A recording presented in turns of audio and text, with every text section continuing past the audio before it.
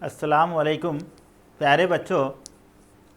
Last 3 lecture से हम इस टॉपिक को पढ़ रहे हैं, ह्यूमन हेल्थ एंड डिसीजेस, इंसानी सेहत और अमराज या बीमारियां। लास्ट लेक्चर में जो इंसानों में मौजूद बीमारियां हैं उसकी किस्में हमने पढ़ी, जिसमें कॉन्जेनिटल डिसीजेस यानी जो नस्लियाती तौर पर या जेनेटिकली मुंतकिल होते हैं वो, एक्वायर्ड डिसीजेस जो पैदा होने के बाद कहीं से हासिल होते हैं, किसी वजूहात से होते हैं, उसमें उसकी टाइप्स जैसे कम्युनिकेबल है, मुतादी जिससे कहते हैं, नॉन कम्युनिकेबल है, गैर मुतादी जिससे कहते हैं। ये सब डिसीजेस में हमने जो पढ़ा है उसके बाद इस चैप्टर में कुछ डिसीजेस दिए हैं, जिसमें मलेरिया है, उसमें एंटीएमोबिसिस है, एस्केरेसिस है, एलिफेंटासिस है, उसके बाद कैंसर है, एड्स है, टाइफाइड है, कॉमन कोल्ड है, निमोनिया है, इस तरह के डिसीजेस है, डेंगू है।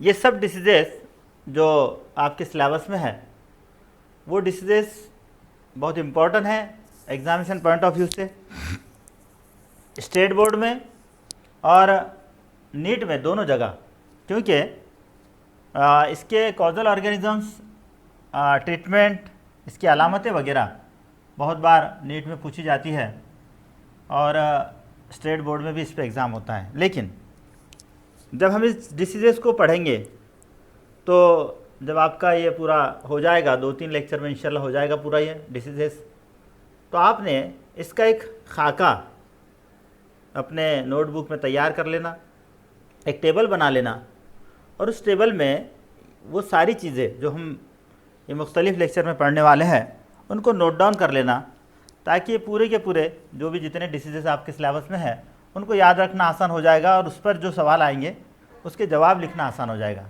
तो आपको उसमें क्या करना होगा, उसमें पहला जो कॉलम होगा उसमें है डिसीज़, मुख्तलिफ़ बीमारियाँ, और फिर पहला नंबर देकर जो बीमारी लिखोगे, जैसे यहाँ एग्जाम्पल जो हम मलेरिया लिख रहे हैं, और उसके बाद के जो कॉलम्स होंगे उसमें हर एक कॉलम में ये लिखना है। उसके बाद नंबर 2 वाला कॉलम में कॉजल ऑर्गेनिजम्स, किससे कहेंगे कॉजल ऑर्गेनिजम्स, उस बीमारी के लिए जिम्मेदार, इसको डिटेल में मैं समझाता हूँ, पहले समझ लीजिए। नंबर 2 में कॉजल ऑर्गेनिज्म लिख लेना, यानी उस बीमारी के लिए जिम्मेदार जरासीम्स, जो जानदार है वो। तीसरा जो कॉलम होगा उसमें साइन एंड सिम्टम्स, उसकी अलामतें लिखिए। चौथे कॉलम में उसके मुंतकिली के ज़राए, मोड ऑफ ट्रांसमिशन, कैसे मुंतकिल होता है वो डिसीज़, कैसे बीमारी मुंतकिल होती है इंसानों के जिस्म में। उसके बाद उसका डायग्नोस, उस बीमारी का पता लगाना। उसके बाद उसका इलाज, ट्रीटमेंट उसका, और आखिर में प्रिवेंशन एंड कंट्रोल, उसके तदाबीर क्या है, एहतियाती तदाबीर जिसे हम कहते हैं, और उसकी रोकथाम। ये सब ऐसे कॉलम्स बना लेना और हर एक डिसीजेस को हम यहाँ लिखते चलेंगे और एक बड़ा सा एक चार्ट आपका तैयार हो जाएगा और उस चार्ट से सभी डिसीजेस को पढ़ना आसान हो जाएगा।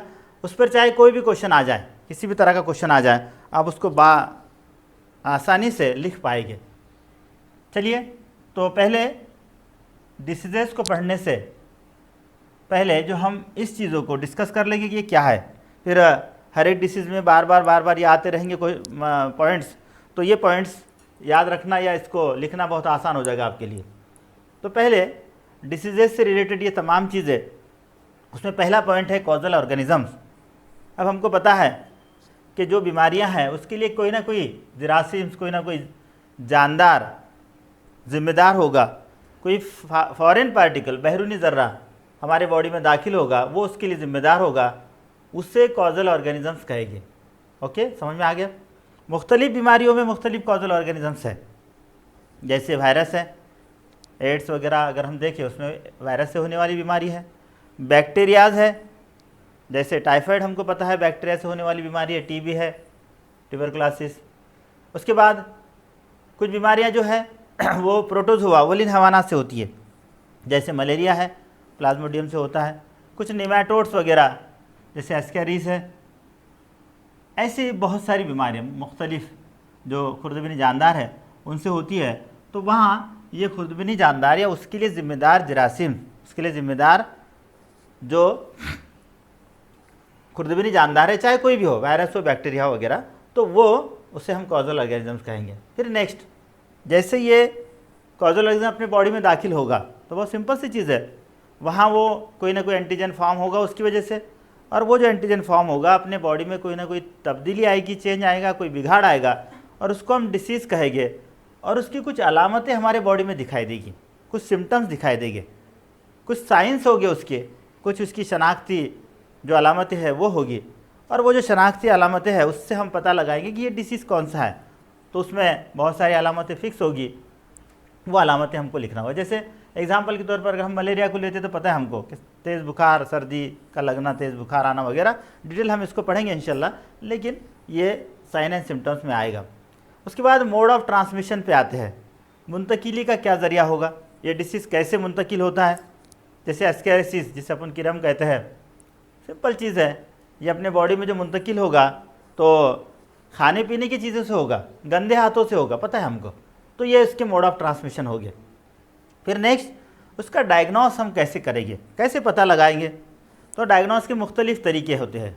जैसे बहुत सारी जगह डायग्नोस का एक कॉमन तरीका है, जैसे ब्लड चेक करना, खून की जांच करना। जैसे अगर हमको टाइफाइड की जांच करना है तो हम पता लगाएंगे कि टाइफाइड उसमें है या नहीं है। विडॉल टेस्ट उसको कहा जाता है, यानी टाइफाइड के उस बीमारी का पता लगाने के लिए।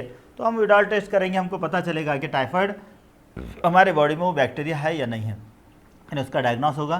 फिर उसके बाद ट्रीटमेंट होगा, इलाज होगा, पर्टिकुलर बीमारी के लिए पर्टिकुलर इलाज होगा। उस बीमारी में कौन सी दवाई हमको देना है उस मरीज़ को, जिसकी वजह से उसकी रोकथाम होगी। क्योंकि अपने बॉडी में, हमने इससे पहले 2 लेक्चर में मैंने आपको पढ़ाया कि हमारे जिस्म का जो इम्यूनो सिस्टम है, क़ुव्वत मदाफ़ियत वाला हिस्सा है, वो ऑटोमेटिकली खुद ब खुद उसको रोकने की कोशिश करता है। लेकिन अगर वो बैरूनी ज़र्रात, वो जरासीम्स या जो भी उसके लिए ज़िम्मेदार ऑर्गेनिजम्स होगा या और कोई चीज़ होगी, अगर उसकी ताकत, उसकी क़ुव्वत हमारे बॉडी के इम्यूनिटी सिस्टम से बढ़ जाती है, तो तब हमारे बॉडी के लिए थोड़ा उसको कंट्रोल करना मुश्किल हो जाता है। और उस हालत में फिर हमको एडिशनल, यानी बाहर से प्लस जिसे कहेंगे, वो चीज़ों को हमारे बॉडी के अंदर दाखिल करना होता है, और वो चीज़ें इनडायरेक्टली डायरेक्टली हम उसको दवाइयाँ कहते हैं। तो वो मखसूस बीमारियों के लिए जो है वो मखसूस बीमारियों के लिए जो है तो वो दवाइयाँ इस्तेमाल होती है, जिससे जो है हम ट्रीटमेंट में देखेंगे। जैसे एग्ज़ाम्पल के तौर पर अगर आप इसको देखते हैं, जैसे कैंसर वगैरह ये बीमारियां हैं, उसमें मुख्तलिफ़ इलाज उसके है। जैसे उसमें रेडियोथेरापी है, जिसको हम लाइट देना कहते हैं, कोबाल्ट 60 रेज़ वगैरह का उसमें इस्तेमाल होता है। उसमें एक केमिकल थेरापी होती है, सब जगह मैं अलग अलग उसको पढ़ाऊँगा। तो ट्रीटमेंट होगा। उसके बाद में प्रिवेंशन एंड कंट्रोल, ये बहुत इम्पॉर्टेंट है। जैसे एक कहावत है, एक कोटेशन है कि एहतियात जो है इलाज से बेहतर है। तो जो एहतियाती तदाबीर, प्रिवेंशन यानी एहतियाती तदाबीर से हम उससे कहेंगे, और उसकी रोकथाम कैसे किया जाए। तो वो जो बीमारी है वो उसका इलाज वो तो करना है, लेकिन उससे पहले अगर हम उसके एहतियात कर ले तो जाहिर सी बात है, बहुत सिंपल चीज़ है कि वो बीमारी नहीं होगी। जैसे एग्ज़ाम्पल के तौर पर कुछ बीमारियाँ ऐसी होती कि जो ग़िज़ाई ज़रायों से, फूड से या पीने के पानी से मुंतकिल होती है। तो बहुत सीधी चीज़ है कि साफ़ सुथरा पानी जो पीने के लिए इस्तेमाल होता है उसको क्लोरीनेटेड करना, उसका तख्तीरी अमल, उसको छानना, या जो भी उसकी ट्रीटमेंट बताई गई है वो करने के बाद उसका इस्तेमाल अगर हम करते हैं तो उस बीमारी की रोकथाम होगी, उसको रोका जाएगा। तो इस तरह से हर बीमारी में ये सारे पॉइंट्स हमको याद रखना है। कॉजल ऑर्गेनिज्म उसका क्या होगा, उसके साइन सिम्टम्स क्या होंगे, मोड ऑफ ट्रांसमिशन उसका क्या होगा, उसका डायग्नोस कैसे किया जाता है, उसका इलाज क्या होगा, और उसका प्रिवेंशन क्या होगा, उसका एहतियाती तदाबीर क्या होगी। ये सारी चीज़ें जब हम लिखेंगे और एक चार्ट बना लेंगे तो कोई भी डिसीज़ हमारे लिए बहुत मुश्किल नहीं होगा, बहुत आसानी से हम उसको पढ़ पाएंगे और याद रखना भी हमारे लिए आसान होगा। तो चलिए इस पर अमल कीजिए, आपके लिए बहुत आसान होगा। चलिए उसके बाद पहला जो डिसीज़ हम इसमें पढ़ने वाले हैं, चलो उसकी तरफ आते हैं। पहला डिसीज़ आपके सिलेबस में जो है वो है मलेरिया।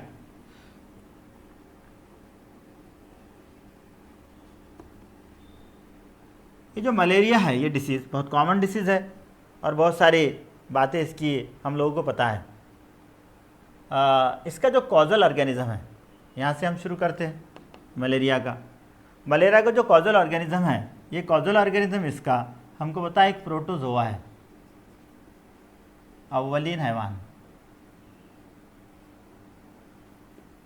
ये जो प्रोटोजोआ है इसका नाम है प्लाज्मोडियम।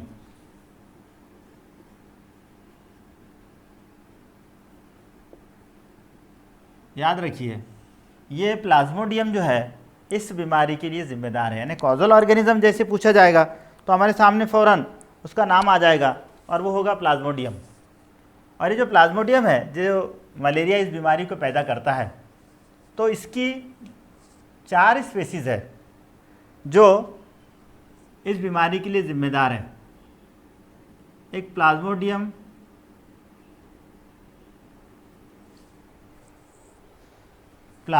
वाइवैक्स, ये स्पीसीज का नाम है इसलिए इसको स्मॉल लेटर से लिखना चाहिए।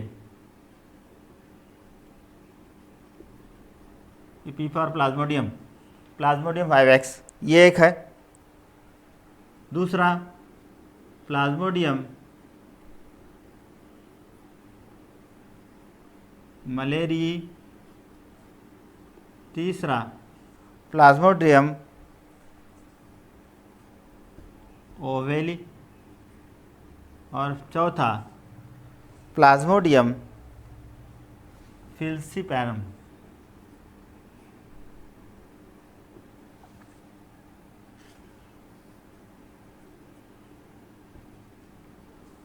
इनमें ये जो चारों है, इन चारों के मुख्तलिफ टाइम पीरियड्स है। जैसे उसकी जो अलामतें जो दिखाई देती है और उसका जो असर होता है उसको इंक्यूबेशन पीरियड कहते हैं। वो इंक्यूबेशन पीरियड सबका अलग अलग है। पहले वाला जो प्लाज्मोडियम वाइवैक्स है इसका इंक्यूबेशन पीरियड तकरीबन 14 डेज़ का है।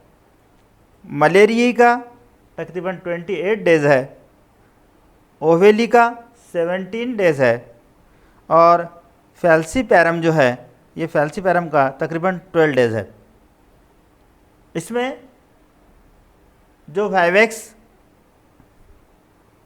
और से लेकर ओवेली है, ये तीनों से ज़्यादा डेंजरस ये फैल्सीपैरम है। ये इसमें थोड़ा बुखार भी ज़्यादा तेज़ होता है और काफ़ी दिनों तक होता है। और अगर ये ज़्यादा बड़े पैमाने पर बढ़ जाता है तो इससे इंसान की डेथ भी हो सकती है। तो इस तरह से इसके ये 4 स्पेसीज़, ये 4 इसकी नूह हैं। एक Plasmodium vivax, Plasmodium malariae, Plasmodium ovale और प्लाज्मोडियम फैल्सीपैरम। अब ये हुआ इसका कॉजल ऑर्गेनिज्म, इतना इसके बारे में याद रखिए। उसके बाद में साइंस एंड सिम्टम्स। तो कुछ सिम्टम्स, कुछ अलामतें बहुत ही कॉमन हैं जो मलेरिया से रिलेटेड हम हमेशा देखते हैं कि ये जो बीमारी है, इस बीमारी में जो इम्पोर्टेंट मतलब जो आपको पता नहीं है वो सिर्फ यहाँ आप मैं नोट डाउन करवाऊँगा, आप वो बाकी की कॉमन पहले लिख लेना शुरू में। तो पहले आप कॉजल ऑर्गेनिज्म को याद रखिए। उसकी अलामतें क्या होगी? पहली चीज़ हमको पता है कि जब मलेरिया अगर किसी को हो जाए तो इस बीमारी में बहुत तेज़ बुखार और ख़ास तौर से सर्दी लगकर बुखार, ये उसकी अलामत, पहली अलामत है कि बुखार तो आएगा तेज़, लेकिन वो कैसे आएगा? एक सर्दी लगकर, ठंड कफकफी लगकर वो बुखार आएगा। बाकी वायरल वगैरह डिसीज़ में बुखार तो आएगा, लेकिन इस तरह से सर्दी लगकर नहीं आएगा। अगर सर्दी लगकर बुखार आता है तो बहुत सिंपल चीज़ है कि वहाँ पर ये मलेरिया ये बीमारी हो सकती है। ये उसकी अलामतों में पहली अलामत होगी, यानी वो हमको याद रखना है। उसके बाद नेक्स्ट बाकी की बहुत सारी अलामतें हैं, जैसे सर दर्द का होना, वोमिटिंग का होना, उल्टी का होना, कपकपाहट का होना, हाथ पैरों के जोड़ जो है जॉइंट्स उसमें दर्द होना। इसके अलावा कुछ स्पेशल अलामतें हैं, इसमें जो खून के सुर्ख ज़र्रात है, आरबीसी जिसे हम कहते हैं, ये आरबीसीज का रप्चर हो जाना, उसका टूटना। और अगर वो टूट जाती है तो जाहिर सी बात है, हमको पता है कि अगर हीमोग्लोबिन कम होता है अपने बॉडी में तो उसकी वजह से जो बीमारी हमको होती है उसको एनीमिया कहते हैं हम अक्सर। हम आम जुबान में उसको खून की कमी, एक्चुअली खून की कमी नहीं है, हीमोग्लोबिन की कमी होती है। हीमोग्लोबिन की कमी कब होगी? जब आरबीसीज का कोई प्रॉब्लम आ जाएगा, उसकी तादाद कम होगी। उसके बाद में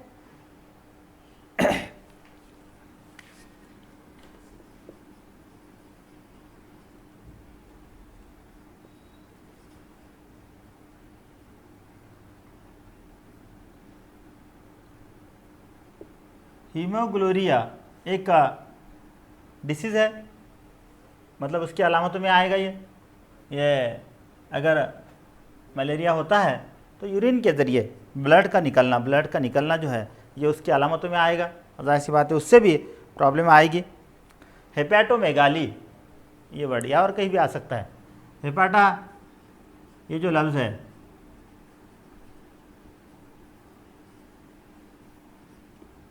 हेपाटा ये वर्ड जो होता है ये लीवर से रिलेटेड होता है। और मेगा के माने बड़ा होता है, तो लीवर का बढ़ जाना। जाहिर सी बात है कोई अगर इन्फेक्शन अपने बॉडी में हो जाएगा तो इन्फेक्शियस टूटे हुए जो ऑर्गेनिजम्स है और कुछ हमारे लिए जो प्रोटीन वगैरह फॉर्मेशन करना है और इस तरह की जो चीज़ें हैं, ये सब जो वर्क जो है वो लीवर को करना होता है और उस पर उसका ज़्यादा बोझ पड़ता है। उसकी वजह से लीवर की जसामत बढ़ जाती है, उसको हेपेटोमेगाली कहा जाता है। इसके अलावा आँखों के रेटिना का डैमेज हो जाना। उसके बाद में नेक्स्ट आता है दिमाग में कभी कभार इसका इन्फेक्शन होता है, सेरेब्रल इन्फेक्शन उसे कहते हैं, वो भी इस मलेरिया की वजह से हो सकता है। तो याद रखिए इसकी बहुत सारी अलामतें मैंने आपको बताया हूँ, जैसे तेज़ बुखार का आ जाना, सर्दी लगकर बुखार आना। और एक ख़ास बात मैंने दूसरी चीज़ आपको बताया नहीं, वो ये है कि इसका एक कुछ पर्टिकुलर टाइम पीरियड में इसके बुखार आता है। जैसे जो अलग अलग स्पेसीज़ है उसमें कुछ का 24 आवर्स 6 आवर टू लेकर 24 घंटे 48 घंटे ऐसे टाइम पीरियड अलग अलग होता है। तो 24 घंटे में कुछ का 48 घंटे में अल्टरनेट डेज, एक दिन आड़ बुखार आता है, पर्टिकुलर टाइमिंग में आता है, तो वो उसकी अलामतों में आ जाएगा। सर दर्द का होना, हाथ पैरों का दर्द हो जाना, आरबीसीज का टूटना, हीमोग्लोरिया होना, हेपेटोमेगाली लीवर का बड़ा हो जाना, सेरेब्रम में या दिमाग में इसका इन्फेक्शन होना, ऐसी बहुत सारी अलामतें जो है ये मलेरिया की होगी। ख़ास तौर से सर्दी लगकर बुखार आना, कपकपाहट होना, ये जनरल अलामतें इसकी है और ये बहुत ही कॉमन एक ऐसा डिसीज़ है। तो चलिए पहले हमने इसका कॉजल ऑर्गेनिज्म देखा, उसके बाद में इसका साइन एंड सिम्टम्स, इसकी अलामतें, मोड ऑफ ट्रांसमिशन। यहाँ पर हमको याद रखना है कि इसको मुंतकिल करने के लिए, इस बीमारी को, मलेरिया को, जो जिम्मेदार है वो है एनाफिलिस नाम की एक मच्छर की मादा। ये एनाफिलिस जो है ये मच्छर की मादा फीमेल, इससे ये इंसान में मुंतकिल होता है। तो इसका मोड ऑफ ट्रांसमिशन किसके ज़रिए, इसका वेक्टर कौन है, यानी ये एनाफिलिस मॉस्किटो है। तो याद रखना है, और वो भी उसका फीमेल। अब ये क्वेश्चन आता है कि मेल क्यों नहीं होता है, तो मेल जो है ये सेल सैप, जो प्लांट सेल सैप होता है, यानी नबातात की जो खलियात में जो खलवी माया है उससे अपनी ग़िज़ा हासिल करता है। ये एनाफिलिस फीमेल जो है तो ये खून से यानी ग़िज़ा हासिल करती है, इसलिए यहाँ पर ये उसका ज़रिया होती है। यानी एनाफिलिस फीमेल जो है ये मॉस्किटो इसका मुंतकिली का ज़रिया है।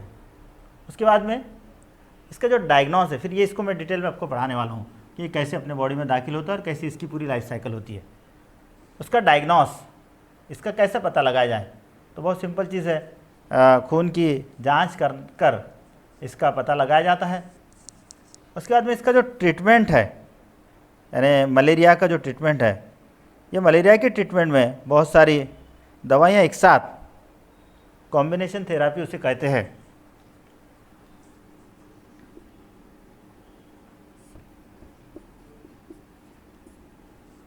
ये कॉम्बिनेशन थेरापी जो है आर्टेमिसिनिन कंबाइन थेरापी, ऐसा उसे नाम दिया गया है। मेडिकल टर्म है, आप ACTS याद रखिए, यानी कुछ दवाइयाँ एक साथ मिलाकर इसका इलाज किया जाता है। इसमें स्पेशली जो दवाइयाँ इस्तेमाल होती है ये होती है इसके अंदर सल्फाडॉक्सिन,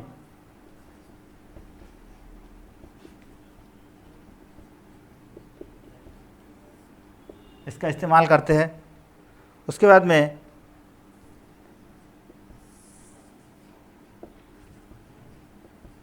पैरीमिथामाइन के साथ क्वाइनाइन, क्लोरोक्विन वगैरह हम उसे कहते हैं, ये दवाइयों का इस्तेमाल जो है इसके इलाज में किया जाता है।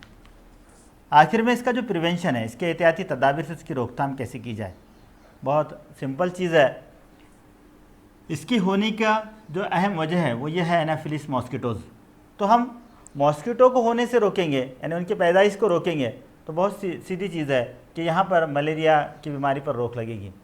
तो इसको रोकने के लिए क्या करना होगा, साफ़ सुथरा रहना, मतलब अपना जो एरिया है, अपने अतराफ़ का जो हिस्सा है, अपने घर वगैरह या जहाँ हम रहते हैं, शहर वगैरह, वहाँ उसको साफ़ सुथरा रखना, ये पहला यानी उसका एहतियाती तदाबीर में आ जाएगा। फिर नेक्स्ट, जहाँ पानी जमा होता है वो पानी को जमा नहीं होने देना, जैसे गटर है, नालियाँ हैं वगैरह, क्योंकि मॉस्किटोज़ अक्सर उस गंदे पानी के ऊपर अपने एग्स लाया करते हैं, उस पर अपनी अंडों को देते हैं, और फिर नेक्स्ट जनरेशन उसकी स्टार्ट होती है, नई जो नस्ल उसकी आते रहती है और उसकी तादाद बढ़ते रहती है। तो पहली बात, साफ़ सुथरा रखना, अपने माहौल को साफ़ सुथरा रखना। नालियाँ वगैरह, गटर का पानी है, उस पर एहतियाती तदाबीर से जिस तरह से उसका निकास वगैरह सही होना चाहिए, ये सारी चीज़ों का उसमें एहतियात करना चाहिए। उसके बाद नेक्स्ट जो है वो ये है कि एक गॉम्बोजिया नाम की एक फ़िश आती है, अपने मीठे पानी में पलती है ये गॉम्बोजिया फ़िश, जहाँ पर पानी जमा होता है उस पानी में ये गॉम्बोजिया फ़िश को पालना है, वहाँ ले आकर उसको छोड़ना है, ताकि क्या होगा, ये गॉम्बोजिया की जो फेवरेट डिश होती है, उसको जो सबसे पसंदीदा जो उसकी ग़िज़ा है वो है मॉस्किटो के जो लार्वाज होते हैं, यानी मॉस्किटो जो मच्छर है, जब उसके एग्स यानी उसके अंडे फूटने का अमल होता है, और उसके फूटने के बाद जो इब्तदाई हालत उसकी जो होती है उसको लार्वा, इल्ली की शक्ल हम कहते हैं। तो वो जो लार्वाज है वो ये गॉम्बोजिया की बहुत पसंदीदा ग़िज़ा है। तो उस गॉम्बोजिया उस लार्वा को खा जाएगी और मॉस्किटो जो है तो पैदा नहीं होंगे। ऐसी बहुत सारी, फिर वक्तन फ़वक्तन मुख्तलिफ़ जो इंसेक्टिसाइड्स है, यानी कीड़े मकोड़ों को मारने वाली दवाइयाँ हों, उनको इंसेक्टिसाइड्स कहते हैं, उसका फवारा करना वगैरह वगैरह, ये सारी चीज़ें इसके प्रिवेंशन में आ जाएगी। इनडायरेक्टली डायरेक्टली इसका मुख्तसर अगर हम निचोड़ देखते हैं तो माहौल को साफ़ सुथरा रखना ये उसका बेस्ट एहतियाती तदाबीर है। तो चलिए, हमने इसका कॉजल ऑर्गेनिज्म क्या होता है, इसकी सिम्टम्स क्या होती हैं, मोड ऑफ ट्रांसमिशन क्या होता है, डायग्नोसिस का क्या है, ट्रीटमेंट इसका हमको क्या करना है, और इसका प्रिवेंशन कैसे करना है। लेकिन एक यहाँ पर ही हमको देखना है कि जो एनाफिलिस जो मॉस्किटो है, ये एनाफिलिस मॉस्किटो ये कैसे हमारे बॉडी में मुंतकिल करता है, उससे यहाँ मुख्तसर देखेंगे। कभी कभी इसको यानी ये प्लाज्मोडियम की लाइफ साइकिल के तौर पर पूछा जाता है। तो जब इंसान को मॉस्किटो यानी एनाफिलिस मॉस्किटो बाइट करेगा, यानी वो हमारी बॉडी से जब खून को चूसेगा, खून को हासिल करेगा एज ए ग़िज़ा, और अगरचे उसके बॉडी में मलेरिया जरासीम्स पल रहा हो, क्योंकि मलेरिया का जरासीम यानी प्लाज्मोडियम अगर पल रहा हो, ये जो प्लाज्मोडियम है, ये प्लाज्मोडियम का आधा लाइफ साइकिल ये मॉस्किटो के गट में होता है, यानी इसके स्टमक हम कह सकते हैं, उसको मैदा कह सकते, ग़िज़ाई जो निज़ाम है उसका हिस्सा, और आधा लाइफ साइकिल उसका हमारे ब्लड में होता है, ब्लड सेल में होता है, यानी खून के खास तौर से आरबीसीज में होता है।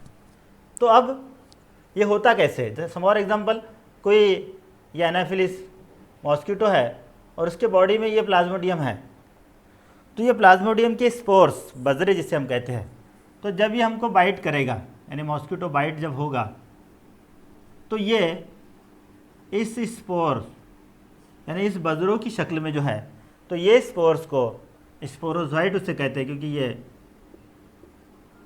मोहेबल होते हैं। तो ये स्पोरोजोइट जो है ये हमारे ब्लड में दाखिल करेगा, यानी ये हमारे बॉडी में दाखिल होगा।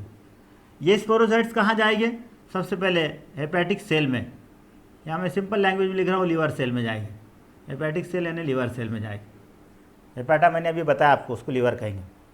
ये हेपेटिक सेल से फिर ये कहाँ जाएंगे, ये आरबीसीज में जाएंगे, यानी खून के सुर्ख ज़र्रात में जाएंगे। और जब यहाँ ये मुंतकिल हो गए तो उनको माइक्रोजोइट्स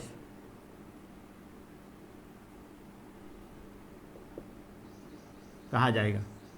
अब ये आरबीसीज में जाने के बाद फिर क्या होगा, ये अपनी तादाद को बढ़ाएंगे और बढ़ाने के बाद ये चेंज हो जाएंगे गैमेट्स में, यानी गैमेट्स फॉर्म करेंगे। गैमेट्स यानी नर और मादा जवाज़े हम उसे कहते हैं। ये गैमेट्स फॉर्म होने के बाद फिर ये आरबीसी रप्चर हो गया। मैंने अभी बताया आपको कि आरबीसी रप्चर यानी इसके टूटने का अमल होगा। ये इसके गैमेट्स बाहर निकलने के लिए टूटते हैं और उसका नुकसान हमको होता है। मैंने बताया आपको कि आरबीसी रप्चर हो गए और हमको जो है तो एनीमिया बीमारी होगी, यानी आरबीसी की कमी या खून की कमी वाली बीमारी। तो यहाँ पर मेल एंड फीमेल गैमेट्स इस तरह से ये दो यहाँ से निकलेंगे। अब ये इंसान के बॉडी में आधा लाइफ साइकिल हुआ। इसके बाद अगर यहाँ इस इंसान को जिसके अंदर ये प्लाज्मोडियम पाया गया और इसके बॉडी के अंदर ये आधा उसका लाइफ साइकिल मुकम्मल हुआ, अगर ये मॉस्किटो इसको बाइट करता है इस इंसान को, तो फिर ये मेल एंड फीमेल गैमेट्स उस मॉस्किटो के गट में चले जाएंगे उसके, क्योंकि मॉस्किटो जब हमारे बॉडी से खून चूसता है तो खून चूसते वक्त खून का इंतज़ाम ना हो, इसलिए एक एंटीकोएगुलेंट यानी खून का इंतज़ाम को रोकने वाला कीमिया मादा वो वहाँ पे खारिज करता है और उसके साथ इनडायरेक्टली डायरेक्टली उसके सलावा में होता है, उसके राल में होता है, तो उसके साथ इनडायरेक्टली ये इसके स्पोर्स अपने बॉडी में भी दाखिल होते हैं। फिर यहाँ आने के बाद इसका जो गट होता है यानी इसका जो डाइजेस्ट सिस्टम का हिस्सा, यहाँ पे ये जो स्पोर है सॉरी दो गैमेट्स है, ये गैमेट्स मिलेंगे एक दूसरे से आपस में और ये दोनों मिलने के बाद यानी मेल एंड फीमेल गैमेट्स इसका मिलाप होगा तो हम उसको फर्टिलाइजेशन कहेंगे। यहाँ फर्टिलाइजेशन होगा और फर्टिलाइजेशन होने के बाद ये जो है ये जाइगोट में तब्दील हो जाएगा। ये जाइगोट ये खलियात ऊ साइड बनाएगा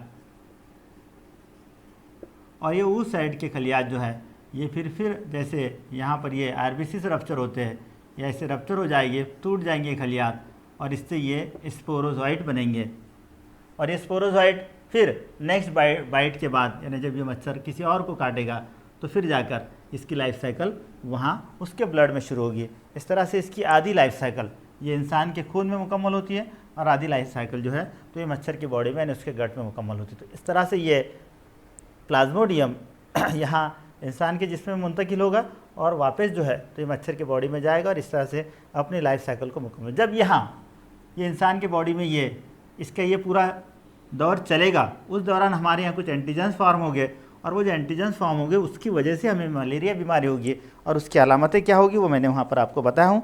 तो इस तरह से ये पूरी तरह से ये मलेरिया को आप लिख लेना, causal organism, sign and symptoms, mode of transmission, उसका डायग्नोस, उसका ट्रीटमेंट और उसका प्रिवेंटिव मेजर्स। लाइफ साइकिल कभी पूछा जाता कभी कभी लेकिन बहुत कम। ठीक है, तो चलिए ये सारी चीज़ों को नोट डाउन कर लीजिए, इसके नोट्स बना लीजिए। इसके बाद एक दूसरा जो डिसीज़ है वो दूसरा डिसीज़ हम पढ़ने जा रहे हैं और वो है एमियोबाइसिस।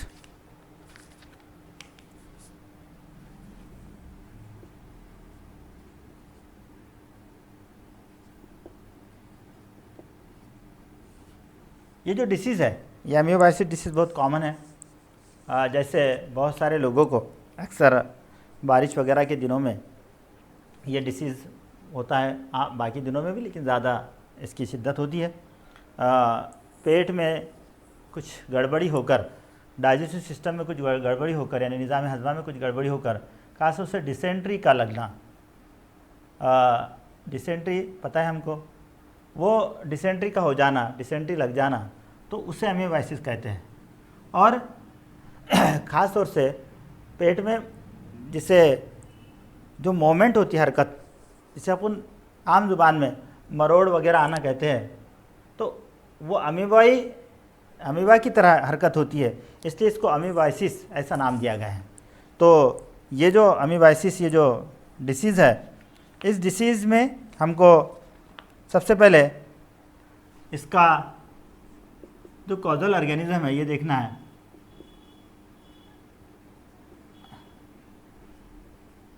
इसका कॉजल ऑर्गेनिज्म है एंटीअमीबा। यह एंटीअमीबा इसके जीनस का नाम है और इसके स्पीसीज का नाम है हिस्टालिटिका।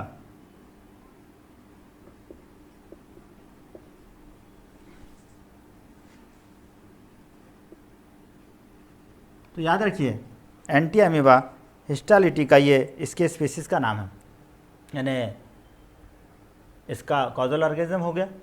अब इसकी साइन एंड सिम्टम्स क्या होगी, इसकी अलामतें क्या होगी? इसकी अलामतों में स्पेशली पेट दर्द होना, एब्डोमेन पेन इसे कहते हैं, डिसेंट्री का हो जाना, उसके बाद अगर बहुत ज़्यादा यानी ये शिद्दत से अगर होता है तो बुखार का आ जाना, सर दर्द होना, हाथ पैरों में थकावट या कमज़ोरी का आ जाना, ये सारी अलामतें इसके अंदर हमको दिखाई देती है और बहुत ही कॉमन ये डिसीज़ है। उसके बाद में इसका मोड ऑफ ट्रांसमिशन क्या है? इसका मोड ऑफ ट्रांसमिशन बहुत सिंपल चीज़ है। इसका जो रिलेशन है, ये रिलेशन इसका खाने पीने की चीज़ों से है। तो जो खाने की चीज़ें अगर इस कंटेमिनेट इसमें अगर ये होगा तो उसके ज़रिए होगा, यानी खाने की ग़िज़ाई चीज़ें हैं, फूड मटेरियल जो भी होगा, या पानी है पीने का, तो या फिर हमारे जो हाथ होते हैं, गंदे हाथ, जिससे हम अगर कोई चीज़ खा लेते हैं तो उसके ज़रिए ये मुंतकिल होगा। कोई ऐसा वेक्टर इसका नहीं है, जैसे उसमें हमने देखे थे कि एनाफिलिस मॉस्किटो वगैरह है, तो ये उसके मुंतकिली के ज़रिए हो गए। इसका जो डायग्नोस किया जाता है, जैसे मैंने मलेरिया में आपको बताया था खून की जाँच की जाती है, वैसे इसमें इसका जो स्टूल होता है, फुजला जिसे हम कहते हैं, वेस्ट मटेरियल जिसे कहते हैं, उसकी जांच की जाती है और उसके जांच में अगर ये एंटी अमीबा पाया गया तो मतलब ये उस तरह का डिसीज़ है।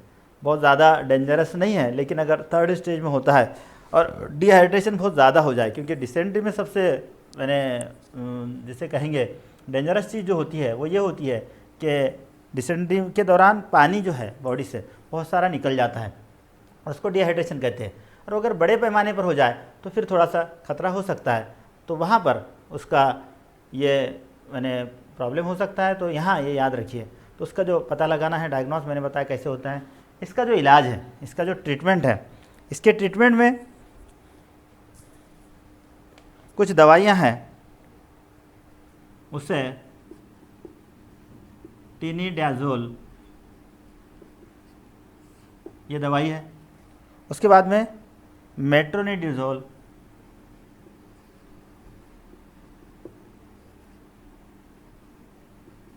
इन दवाइयों का अक्सर इसकी रोकथाम में इस्तेमाल करते हैं। उसके बाद उसका प्रिवेंशन बहुत सिंपल चीज़ है। ये बीमारी होने की वजह क्या है?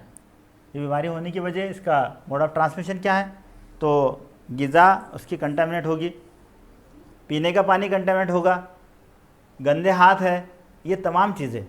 तो बहुत सीधी चीज़ है कि जो ग़िज़ा हम इस्तेमाल कर रहे हैं वो साफ़ सुथरी हो, वो गंदी ना हो, और पानी पीने का वो साफ़ सुथरा हो। हम जब खाना खाए तो वो सिंपल चीज़ है, अक्सर हम करते हैं, ये सुन्नत भी है कि हाथ धोकर, हाथ साफ़ कर कर खाना खाया जाए। आज के दौर में इसको बार बार बताया जा रहा है, टीवी के ज़रिए बताया जा रहा है। हमें तो कई 100 साल पहले इस चीज़ को बताया गया और उस पर अमल करने के लिए कहा गया। तो बहुत सिंपल चीज़ है। उसका जो प्रिवेंशन है वो साफ़ सुथरे हाथों से साफ़ सुथरा खाना और साफ़ सुथरा पानी जो है वो पीना चाहिए, ताकि इसकी रोकथाम बआसानी से हो सके। तो ये बहुत ही मुख्तसर ये डिसीज़ के बारे में इसमें है, बहुत आसानी से हम याद रखेंगे। इसमें 2-3 चीज़ें सिर्फ आपको थोड़ी याद रखना पड़ेगा। एंटी अमीबा हिस्टालिटी का इसका जो स्पेसीज़ है उसका नाम है, और इसकी जो दवाइयाँ हैं इसके नाम। बाकी तो बहुत ही कॉमन, यानी मोड ऑफ ट्रांसमिशन इसका बहुत कॉमन, साइन एंड सिम्टम्स की अलामतें बहुत कॉमन। तो ये जो है ये दूसरा डिसीज़ हमने यहाँ पर देखे है। तीसरा जो डिसीज़ है वो है एस्केरेसिस। अक्सर ये डिसीज़ हम उसको पेट के अंदर जो कीड़े होते हैं उसको कहा जाता है, उसके होने की वजह होती है एस्केरिस नाम का एक निमेटोड है, एस्केरियासिस, और इसके लिए ज़िम्मेदार एस्केरिस ये निमेटोड, यानी कि इसका कॉजल एस्केरिस होगा। तो ये जो एस्केरिस है जिसको हम किरम कह रहे हैं, ये एक पैरासाइट है, तुफैली जानदार है। और हमने इससे पहले के चैप्टर में आपको पढ़ाया था कि जो पैरासाइट होते हैं जिसको तुफैली कहते हैं, किससे कहते हैं कि ऐसे जानदार जो दूसरे जानदारों से ग़िज़ा हासिल करते हैं और उन्हें नुकसान पहुंचाते हैं, या उन्हें किसी न किसी तरह का कोई डिसीज़ उनकी वजह से पैदा होता है, तो उनको हम पैरासाइट कह रहे हैं। तो ये पैरासाइट है और अपने बॉडी के अंदर पाया जाता है, इसलिए उसको एंडो पैरासाइट कहा गया। बाहर है तो एक्सडो पैरासाइट कहते हैं। इसके जो स्पीसीज़ हैं एस्केरेसिस, लम्ब्रिकॉइड, ये इसके स्पेसिस का नाम है। एस्कैरीज लम्ब्रिकॉइड ऐसा पूरा उसका नाम है। बहुत सिंपल चीज़ है, जैसे इससे पहले वाला हमने जो पढ़े है वो मोड ऑफ ट्रांसमिशन, वैसे इसके मोड ऑफ ट्रांसमिशन है। ख़ासतौर से इसके जो स्पोर्स है, इसके जो एग्स, अंडे जिसे कह सकते हैं, स्पोर्स या फिर बजरे या फिर उसके एग्स, तो ये एस्कैरिस के जो एग्स है या उसके स्पोर्स है, ये इंसान के वेस्ट मटेरियल के साथ, उसके फजलों के साथ जो है तो मिट्टी में या जहाँ पर भी वो फजले गिरते हैं वहाँ पर वो मिक्स हो जाएंगे और फिर उससे रिलेटेड जो चीज़ें आ जाएगी, यानी उससे अगर वो कोई चीज़ का कांटेक्ट आ जाता है तो उसके साथ फिर हमारे बॉडी में वो दाखिल हो जाएंगे। यानी वहाँ से कोई अनाज है, खाने की चीज़ें वगैरह, ये चीज़ें तो यहाँ ये उसको मुंतकिल होने में मदद करेगी, तो उसके ज़रिए मुंतकिल होते हैं। इसका जो डायग्नोस है, पहले उसकी सिम्टम्स, अलामतें देखेंगे। एस्कैरिसीस में बहुत सारी अलामतें, जैसे अगर ये बहुत ज़्यादा बढ़ जाए तो पेट दर्द होगा। कुछ लोगों को अगर ये लीवर वगैरह में जाता है तो हेपेटोमेगाली यानी लीवर का बढ़ जाना ये होता है। कुछ लोगों को अगर ये लंग्स वगैरह में कुछ जगह दाखिल होते हैं तो उसकी वजह से निमोनिया वगैरह हो सकता है। इसकी वजह से डिसेंट्री हो सकती है, इसकी वजह से वोमिटिंग हो सकती है। अगर उससे ज़्यादा अगर इसकी और कुछ तादाद बढ़ जाती है, कुछ लोगों को बुखार, सर दर्द, इस तरह की अलामतें भी इसके अंदर दिखाई देती है। लेकिन कॉमन अलामतों में पेट का दर्द होना, डिसेंट्री का होना, बुखार का होना, हेपेटोमेगाली, लीवर का बढ़ जाना, उसके बाद में मैंने आपको बताया कि अगर वो लंग्स वगैरह में दाखिल होते हैं तो निमोनिया जैसी अलामतें, यानी सीने में दर्द वगैरह, ये तमाम चीज़ें इसके अंदर पाई जाएंगी। तो ये है उसके सिम्टम्स के अंदर। मोड ऑफ ट्रांसमिशन मैंने आपको बताया। इसका डायग्नोस जैसे उसका लगाते हम एंटी अमीबा का, उसी तरह से इसका भी डायग्नोस, उसके जो फजले हैं, उसके जो वेस्ट मटेरियल है, उस वेस्ट मटेरियल या उसके बेकार मादों को जो है तो वो जांच कर उसका पता लगाया जाता है। इसका जो इलाज है उसमें इसकी जो दवाइयाँ हैं वो दवाइयों में पाइपेराराइन ये दवाई इस्तेमाल होती है। उसके बाद में लीवामिज़ोल ये दवाई इस्तेमाल होती है। पेरेंटल ये दवाई इस्तेमाल होती है। उसका जो प्रिवेंशन है, एहतियाती तदाबीर, बहुत सिंपल चीज़ है। जैसे उसमें हमने उसके एहतियाती तदाबीर देखे, वैसे खाने पीने की जो चीज़ें हैं वो साफ़ सुथरी होना चाहिए। ख़ास तौर से जब हम खाना खाते हैं तो हाथ धोना ये बहुत ही इम्पोर्टेंट इसका प्रिवेंशन मेजर है। साफ़ सुथरे हाथों से खाना चाहिए, साफ़ सुथरे बर्तन, साफ जो भी चीज़ें हैं वो साफ़ सुथरी हो, ताकि उसमें जो है ये एस्कैरिस का कंटेमिनेटेड नहीं होगा, तो जाहिर सी बात है ये बीमारी की रोकथाम हम कर सकेंगे। तो आज जो है, आज हमने ये 3 डिसीजेस, जिसमें एक मलेरिया, दूसरा एंटी एमेबाइसिस और एस्केरेसिस, ये 3 डिसीजेस को देखा है। इसके बाद के लेक्चर में इंशाल्लाह इसके बाद के डिसीजेस को हम देखेंगे। हर डिसीजेस में यही पैटर्न आपको याद रखना होगा। उसका कॉजल ऑर्गेनिज्म क्या है, उसकी साइन एंड सिम्टम्स क्या है, उसकी अलामतें क्या है, उसके बाद उसका मोड ऑफ ट्रांसमिशन मुंतकिल कैसे होता है, उसके बाद उसका डायग्नोस कैसे किया जाता है, उसका पता कैसे लगाया जाता है, उसका इलाज, ट्रीटमेंट क्या है और उसका प्रिवेंशन, एहतियाती तदाबीर उसके क्या है। ये सब चीज़ों को बहुत मुश्किल नहीं है, बहुत आसानी से, अगर इंटरेस्टेड है तो हम इसको बहुत आसानी से याद रख पाएंगे। तो इंशाल्लाह ताला नेक्स्ट लेक्चर में इसके बाद वाले डिसीज़ को देखते हैं, मिलेंगे। अल्लाह हाफिज़।